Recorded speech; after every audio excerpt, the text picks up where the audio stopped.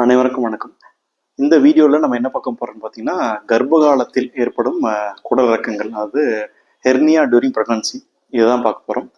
வணக்கம், நான் doctor Anand, surgical oncologist and laparoscopy surgeon. ஜென்ரலாக நிறைய பேருக்கு பார்த்தீங்கன்னா, ப்ரெக்னெண்ட்டாக ஆகும் பொழுது தொப்புளில் ஒரு வகையான புடைப்பு ஏற்படும், அந்த பெல்லி பட்டனில். அது வந்து என்னன்னு சொல்லுவோம்னா, அம்பிளிக்கல் ஹெர்னியா அல்லது பேராம்பிளிக்கல் ஹெர்னியான்னு சொல்லுவோம். அது ஏன் வருது, அதை நினச்சி நம்ம ஏதாச்சும் அச்சம் கொள்ளணுமா, அதுக்கு ட்ரீட்மெண்ட் உடனே செய்யணுமா அப்படின்ற பல்வேறு சந்தேகங்களை தான் நம்ம வீடியோவில் நம்ம பார்க்க போகிறோம். ஃபர்ஸ்ட் நீங்கள் என்ன தெரிஞ்சுக்கணும்னு பார்த்தீங்கன்னா, நார்மலாகவே நம்ம வயிற்றுடைய முன்பகுதியில், அதாவது ஆன்டர் அப்டாமினல் வால் சொல்லுவோம், அந்த பகுதிகளில் வீக் ஸ்பாட்ஸ் இருக்குது. வீக் ஸ்பாட்ஸ்னால் அந்த பகுதி மற்ற பகுதி போல் ஸ்ட்ராங்காக இருக்காது. அதில் ஒரு முக்கியமான பகுதி தான் அம்பிளிகஸ். ஏன் இந்த அம்பிளிகஸ் அல்லது தொப்புள் பகுதியில் ஒரு வீக் ஸ்பாட் இருக்குன்னு பார்த்தீங்கன்னா, நம்ம குழந்தையா இருக்கும் பொழுது நமக்கு நம்முடைய தாயிடமிருந்து தேவையான சத்துக்கள் ரத்த குழாய் வழியாக பார்த்தீங்கன்னா அந்த தொப்புள் வழியாக தான் வரும். அம்பிளிக்கல் கார்டுன்னு சொல்லுவோம்ல, தொப்புள் கொடி, அது வழியாக தான் வரும். அது அந்த தொப்புள் கிட்ட தான் நமக்கு வந்து என்ட்ராகும். ஸோ அந்த ஒரு ரீசனால மற்ற பகுதிகளில் இருக்கிறத போல நார்மலாக அப்டமனுடைய மேல் பகுதி பார்த்தீங்கன்னா 10 லேயர்ஸ் இருக்கும். அந்த மாதிரி இருக்காது. அங்கே ஒரு சின்ன வீக்னஸ் இருக்கும். அதனால தான் அம்பிளிகஸ் வந்து ஒரு வீக் ஸ்பாட் சொல்லுவோம். ஸோ நார்மலாக இருக்கும் பொழுது அந்த இடத்துல ஒரு ஹெர்னியா, அதாவது குடலிறக்கம் ஏற்படாமல் இருக்கவங்களுக்கு கன்சீவ் ஆகி ப்ரெக்னென்ட் ஆகும்போது ஹெர்னியா ஏற்படுறதை உங்களால் பார்க்க முடியும். அதுக்கு என்ன காரணம்னு பார்த்தீங்கன்னா, கரு உருவாகி குழந்தை வளர வளர என்ன ஆகும்னா, உங்களுக்கு யூட்ரஸ், இந்த கர்ப்பப்பை வந்து பார்த்தீங்கன்னா சைஸ் பெருசாகிட்டே போகும்.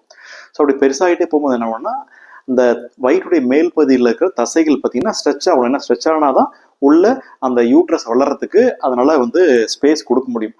அப்படி ஸ்ட்ரெச் ஆகும் பொழுது என்ன ஆகும்னா, அந்த வீக் ஸ்பாட்ஸோடைய அம்பிளிகஸ் கிட்ட இருக்கிற அந்த ஓப்பனிங்கும் பார்த்தீங்கன்னா உங்களுக்கு பெருசாக ஆரம்பிக்கும். அப்படி பெருசாகும் பொழுது ஒரு 3rd மந்த்தோ 4th மந்த்தோ பார்த்தீங்கன்னா லேசாக உங்களுக்கு அந்த தொப்புள் பகுதியில் ஒரு சின்ன வீக்கம் ஏற்படும். 6th or 7th மந்த்லாம் பார்க்கும்போது நல்லாவே வெளியே புடைச்சிட்டு வரும். ஸோ இந்த ஒரு கண்டிஷனை தான் அம்பிளிக்கல் ஹெர்னியா அப்படின்னு சொல்லுவோம். ஒரு சில பேருக்கு அம்பிளிகஸ், அந்த தொப்புளுக்கு கொஞ்சம் மேலேயோ கீழேயோ இருக்கும், அது வந்து பேராம்பிளிக்கல் ஹெர்னியான்னு சொல்லுவோம். பேசிக்காக காரணம் வந்து ஒன்று தான், அந்த உள்ள வயிற்றுக்குள்ளார கர்ப்பப்பை வந்து உங்களுக்கு வளர்ந்து வர்றதுனால தான் உங்களுக்கு அந்த வீக்னஸ் ஏற்படுது. ஸோ 2வது விஷயம், இதுக்கு நினச்சி நீங்கள் அச்சம் கொள்ளணுமான்னு பார்த்தீங்கன்னா, மோஸ்ட் ஆஃப் த டைம் கண்டிப்பாக கிடையாது. அதாவது நிறைய டைம் பார்த்தீங்கன்னா இது ஏசிம்டமேட்டிக்னு சொல்லுவோம். அந்த இடத்துல ஒரு வலியோ ஒரு ஒரு பெரிய டிஸ்கம்ஃபர்ட்டோ இருக்காது. ஒரு வீக்கம் மட்டும் தான் தெரியும். அந்த வீக்கம் பார்த்தீங்கன்னா நிறைய பேருக்கு சர்ஜரி, அதாவது டெலிவரி ஆகின அப்புறம், லைக் சிசேரியனோட நார்மல் டெலிவரி ஆன அப்புறம் உங்களுக்கு வயிறு வந்து பழைய பொசிஷனுக்கு திரும்பும் பொழுது ரொம்ப சின்னதாக இருக்க டிஃபரன்ஸ்லாம் பார்த்தீங்கன்னா டோட்டலாக காணாமல் போயிடும். ஸோ உங்களுக்கு பழைய மாதிரி இது அந்த புடைப்பு வந்து அந்த இடத்துல நிறைய பேருக்கு இருக்காது. இல்லை ஒரு சில பேருக்கு அந்த ஒரு சின்ன வீக்கம் இருக்கும், அது பின்னாடி அவங்க பிளான் பண்ணி டைம் இருக்கும்போது சர்ஜரி பண்ணிக்கலாம்.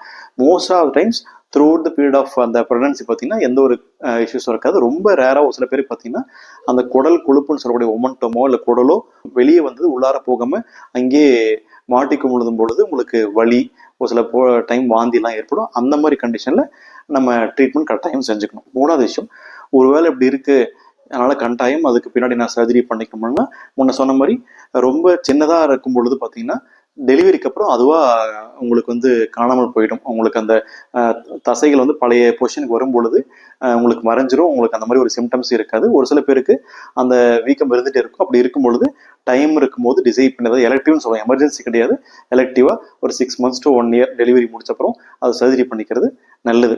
இதை நினச்சி நான் ரொம்ப பயப்படுமா நாடுறீங்கன்னா கட்டாயம் கிடையாது. இது வந்து ஒரு நார்மலாக நிறைய பேருக்கு கன்சீவ் ஆகாமல் இருக்கிற ஒரு ப்ராப்ளம் தான். பட் அந்த மாதிரி இருக்கும் பொழுது நீங்கள் டாக்டர்கிட்ட கன்சல்ட் பண்ணிக்கிட்டு ஒவ்வொரு டைம் நீங்கள் ரொட்டீனாக விசிட் போகும்போது அதில் எதுவும் சிம்டம்ஸ் இருக்கா, வலி இருக்கான்றதை டிஸ்கஸ் பண்ணிக்கிறது நல்லது.